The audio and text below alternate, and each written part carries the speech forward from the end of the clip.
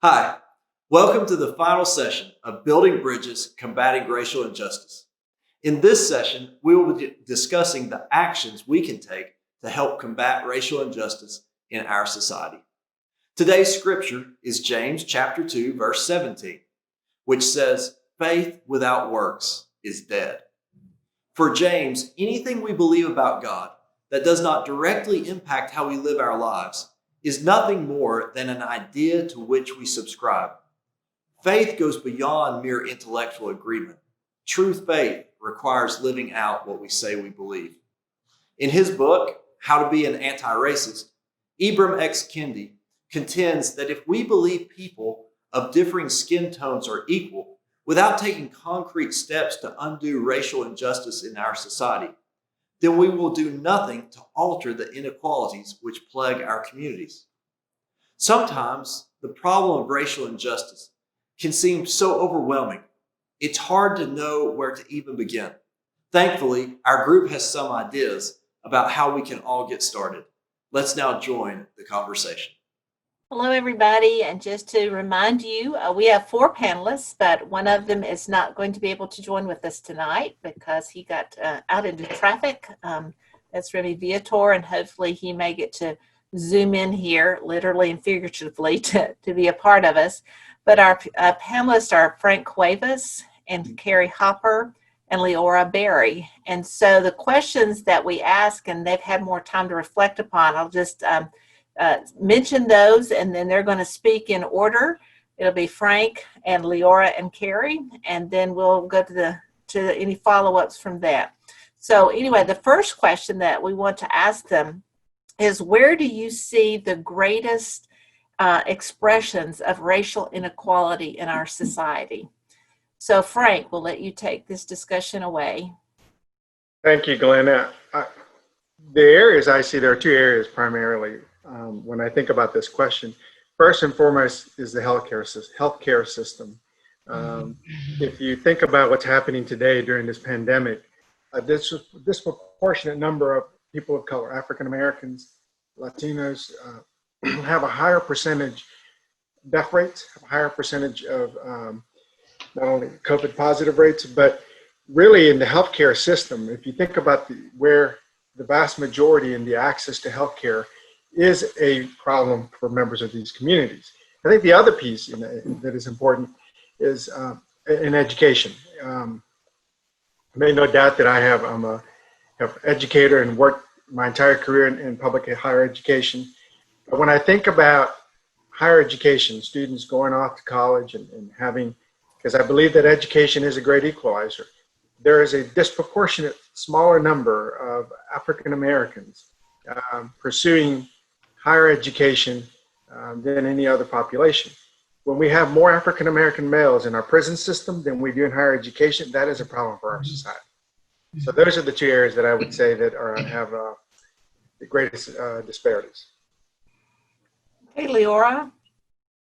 I agree with Frank in terms of the education and healthcare disparities, as well as what we're experiencing today, which is the voter suppression and the inability for minorities to make their voices be heard. And this is, I think, very imperative to have that equalized so that we can do better about having individuals in office that are going to be more equal in their thinking and not be so racist. Again, I'd like to reiterate what Frank said regarding the number of African Americans and Latinos that are in jail, and they're there with longer terms for minor offenses, whereas the other people, they get very little time for much more serious crimes that they've committed, and even get pardoned for the crimes that they have committed. So those are definitely, and as far as education, I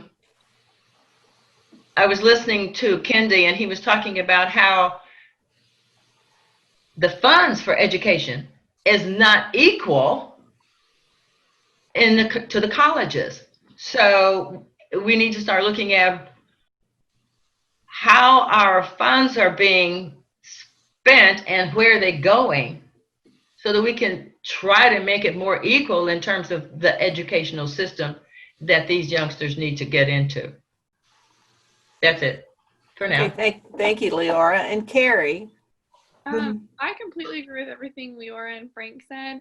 And then also, going off what Leora said about the incarceration rates, I definitely think that that's where I see the biggest racial disparities, just because there's a much higher rate, and I don't know the exact numbers off the top of my head, but there's a much higher rate of African American males that are incarcerated than there are African American males in the U.S. population. And most of our people who are incarcerated in the U.S. Are African Americans, and like that is not proportionate to like the racial proportions in our population, and so that's definitely an issue. And then also going off what Leora said, there's instances all the time of a white person and a black person committing the same crime, and the black person getting a much longer and much harsher sentence than the white person. And so, I mean, that comes down to strictly racism. Like, there's no other excuse for it. Okay, well, let's shift and go in another direction. Over the years, and as we've dealt with these things before, so that we can know that there has been, some progress. Have you witnessed any progress in terms of racial relations within our society? Frank? I think when I think about this question, I would yes, there's some progress. Have we made enough progress? No. And I think that's what you're seeing now in a lot of the social justice issues that are really have brought to the forefront of this country and we're grappling with as a society, because there hasn't been enough progress. When you think about, we just talked about 3 areas: education, criminal justice system, voting laws, and actually you can have fourth, healthcare.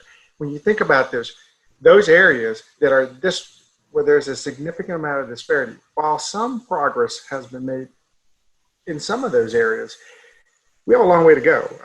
I think we, as a nation, we have to reconcile our past. We have to reconcile and really look at, as a society, how we want to move forward. How do we want to move forward and make real meaningful changes so that all individuals feel like they are treated equally and our laws are applied equally, and they're not in a disparate way. So yeah, I can't think of where I'd say was pinpoint, or specifically where I say, yes, we've closed the gap a little bit on some of those. But I do believe overall a little bit of progress has been made, but we have a long way to go. Leora, have you witnessed any progress? In small portions, I have. For instance, in the television, in commercials. A dozen years ago, you wouldn't see a black person in a commercial. Okay. They're more in film now, in TV and film, but a lot of times the blacks have had to produce their own movies in order to tell their story. I see a small percentage of an increase in the music industry. And that's where a lot of blacks are trying to be a storyteller and tell the world how they are experiencing life. And I think that's where that rap songs came in. Absolutely. Because they were able to voice their opinion and be heard.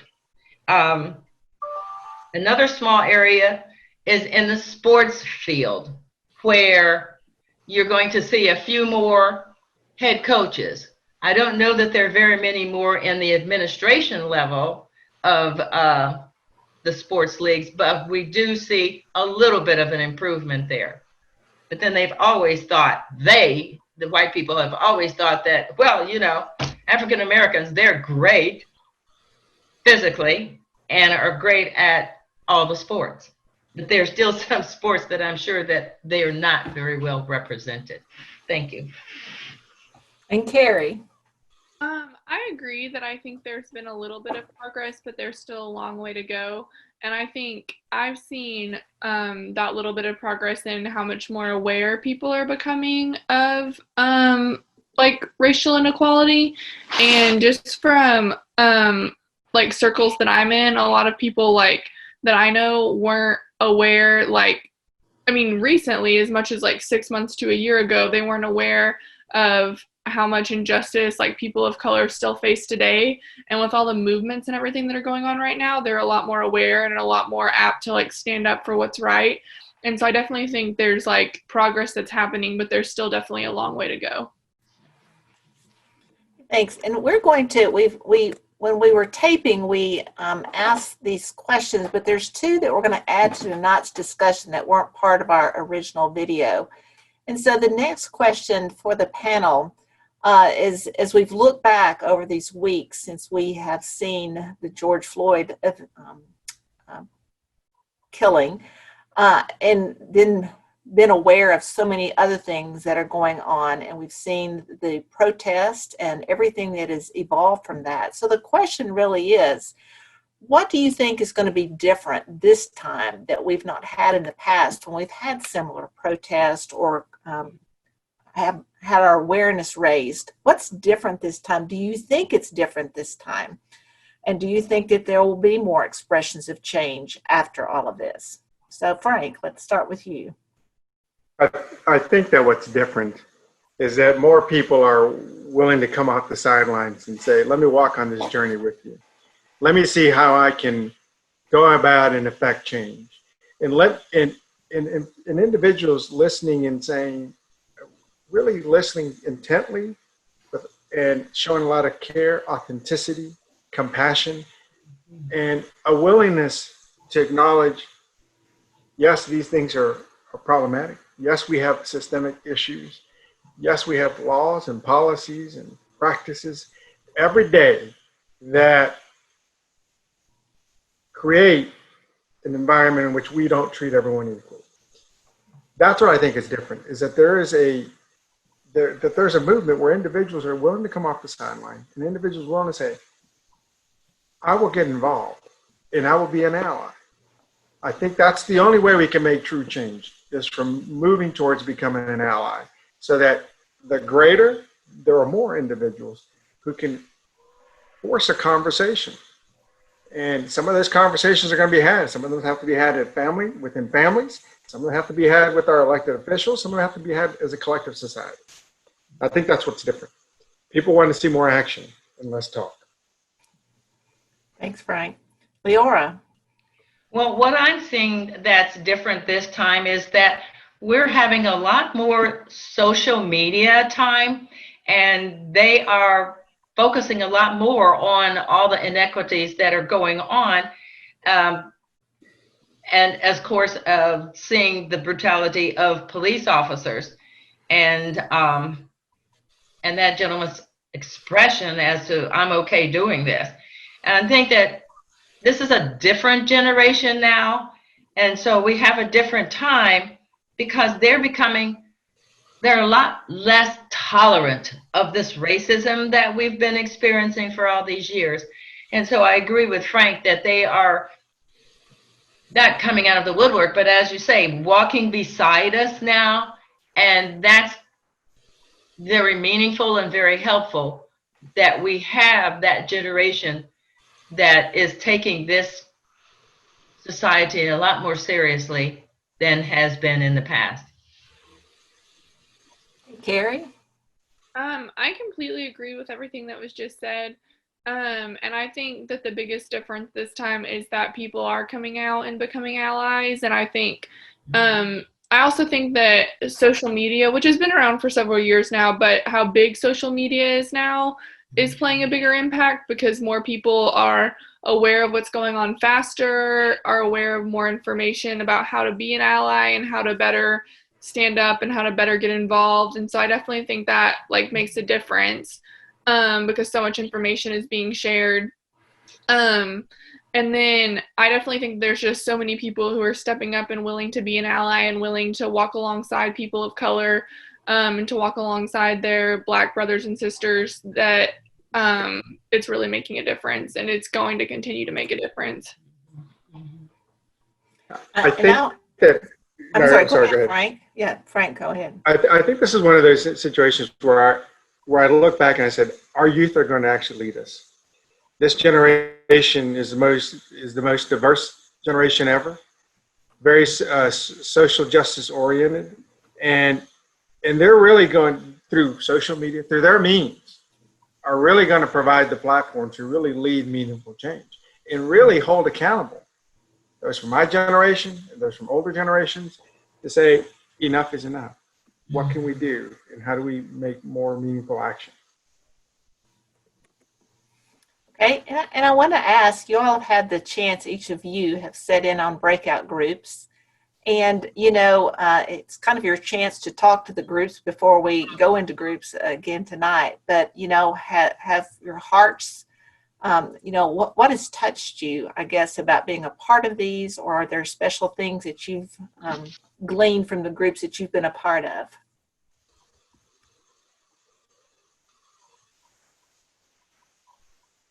I have to go back to what this question was, and really where you started off with our last question in terms of individuals wanting to be allies and individuals acknowledging, I don't know, but help me understand. And let's open a conversation, because that's where it begins, in saying a conversation and acknowledging, I may not know, but do you feel comfortable sharing? And I think all of us in this platform here, the fact that we're here as a staff, they're also opening up to conversations which are difficult and acknowledging, I may not have all the answers, but together, maybe we can find some of the solutions to make meaningful change in our society.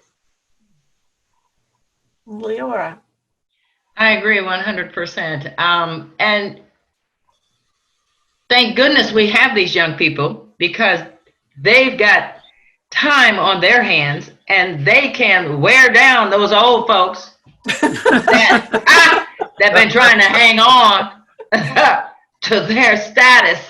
And these young people are going to bring it down. They're going to bring them down and say, no, we're not going to have this anymore. And I'm really thankful for all those young people and those in between for taking the stance and wanting to be a part of the movement that's going to change our society. Because some of the folks that are in that other range, I can tell that my friends, they don't even want to talk about it. So I know where their brains are. So I will try to crack, and get started in a conversation and see if I can open them up a little bit to help their minds expand over what's going on in society. Thank you. And Carrie. I definitely think I've seen a lot of people acknowledge some of their own racial biases and then talk about how they can change those, which I think is awesome, because I think that we all have racial biases that we've just grown up with or been raised to believe, or society has taught us, or whatever. And so coming forward and acknowledging those and admitting those and then promising to change is huge. And so everyone that I've heard do that, I think that's awesome. And then also, just like Frank said, I've seen so many people coming forward wanting to be an ally and asking how they can help, what they can do. And I just think that that is amazing and taking steps towards positive change in the right direction. Okay, I have one more question, and then we'll be able to give our small group questions to talk about. But I just want to ask and kind of get ideas from you all to kind of help those groups get started. But what would you say to someone who is ready to step out and do something to make a difference? Where would you advise them to start? So Carrie, I'm going to go back. We're going to go in reverse order this time. So Carrie, let me start with you. I would encourage them, if they're ready to make a first step, especially if they are a white person, to start by talking to someone who is a person of color and asking them where they think they can make the biggest impact, because I think that people of color are the ones that are leading this fight, and rightfully so, because it's their fight. And then we're coming alongside as allies and walking with them in that. And then I will let Frank and Leora speak to where people of color should start, because I don't think that's my place to speak to that. Hey, Frank, let's move to you then. I would agree with what Carrie has shared. I think it also starts by asking, just by sitting down and having a conversation with someone about, help me out. Everyone has a story, and learning and listening about that story, and recognizing that that story is only specific to that individual, but also look at some of the readings out there. You know, Will pointed out Kendi's book about how to be an anti-racist, how to be an anti-racist. White Fragility is another very good book. And really educating oneself, and then looking around in your own community. Where can I have a true impact? And as you open up a dialogue and a conversation with someone, you'll begin to learn where you can actually make meaningful change, how you can get involved. And it could be as simple as engaging in a protest or a peaceful demonstration, to writing someone, to volunteering, to really looking at what's happening in your own community, because collectively we can work towards changing national things that affect all of us all across the country. But then there's a lot of things that are happening locally that we can probably make much more meaningful change right away. And Leora, where would you tell someone to start if they want to make meaningful change? Well, I'd have them look at their life and have a conversation with a Black person and listen to that Black person's story about how life has been for them, because it's been different. It's not the same. And if they grew up in a community that had no Blacks at all, they would have no idea of what a Black person has gone through. So just doing some exchanging of history and then taking it forward and saying, well, if they are willing to do something, well, let's go to a community meeting and let's talk to legislators, write them a letter and ask them, what are you doing to support equality in our community? Just real grassroots things, I think, to get us started. Thank you. So now that we've been together for 4 sessions, we've identified a lot of the problems. And the question we're asking ourselves is, what can we do? What can each of us personally do to promote racial equality? Here are some questions to discuss in your groups. First, in your lifetime, where have you seen the greatest examples of racial inequality in our society? Then, in your lifetime, where have you seen the most progress? Now, having read and discussed with others how to be anti-racist, what is your next step in helping to create an anti-racist society? And lastly, how do you feel personally changed by being a part of these conversations? God bless you in your conversations and in your living out what it means to be anti-racist.